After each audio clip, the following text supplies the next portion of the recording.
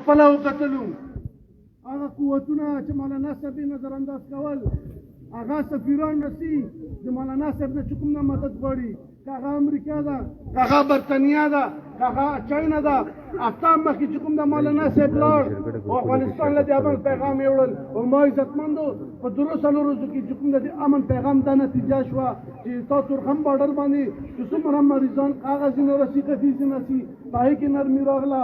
ستا تجارت کې چې څومره ټرکونو ډرایورانو له مشکلات وو هغه ویزو کې نرمي راغله. ما عزتمندو دا خو چې کوم دا شروعات ده انشاءالله تعالی 8 فروری نه پس چې کوم دا چلنج نقشه به الله بدلوي، د پارټ ډسټرکټ نقشه به انشاءالله تعالی بدلوي. ما عزتمندو ما عزتمندو د دې کام 15 نه ونیسه 15 کاله پورې چې کوم دا نظر انداز شوي دي، د تاسو ووټ قدر ختم شوی ده، د مشر عزت ختم شوی ده، د ځوان عزت ختم شوی ده. ما عزتمندو 15 کاله د قام دپاره دا ډېر غټ شوي. پکار ده چې دا روډونه جوړ وی، دې ځای کې چې کوم د تبدیلي وی، سکولونه جوړ وی، هسپتالونه جوړ وی. ما عزتمندو دا هغه روډ ده چې نن د 10 کاله مخکې چې کوم چا جوړ کړی هغه به بهتره وي. ما عزتمندو دا د تاسو د عزت د ووټ قدر ده.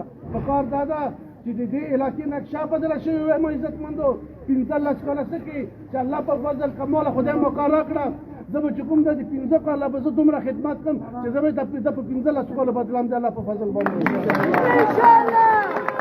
ما عزتمندو مولانا رفیق صاحب د علاقې ذمہوار سړی ده، دا هم د تاسو MP ده، مفتي سردار علي صاحب MP ده، مولانا امیر ابراهیم MP ده، چې څومره خلک ناست دا ټول MP ګانو د الله په فضل باندې دا خبره اوس ختمه شو چې یو کس په MP دا ټوله علاقه د پارټي سپیک نه به که ځوانان دي که مشران دي که د هر یو سړي سره طبقه لري دا ټول MP ګانو دي. عزتمندو هغه خبرې ختمې چې یو کس په دې علاقې MP و چې څوک پرې خواښ و فیوچرۍ به یې راپرېښولو، که څوک پرې خواښ نه و فیوچرۍ به یې نه راپرېښولو.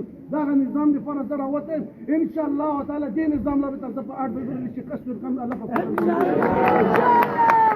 ما عزتمندو لوی خبرې نه کوو انشاءالله که الله موقع راکړه د جمعیت العلماء اسلام حکومت فی زاره روانه ده. انشاءالله جمعیت حکومت رسیب وزیر الله دې تولنج لا دې کوټ خارې لا به انشاءالله جمعیت العلماء اسلام وزیر الله به راولم انشاءالله چې تاسو څومره هغه وي دا سکولونه مو لګي، هسپتالونه به لګي انشاءالله په جنب شکل وزیر الله به تر کامیابی انشاءالله.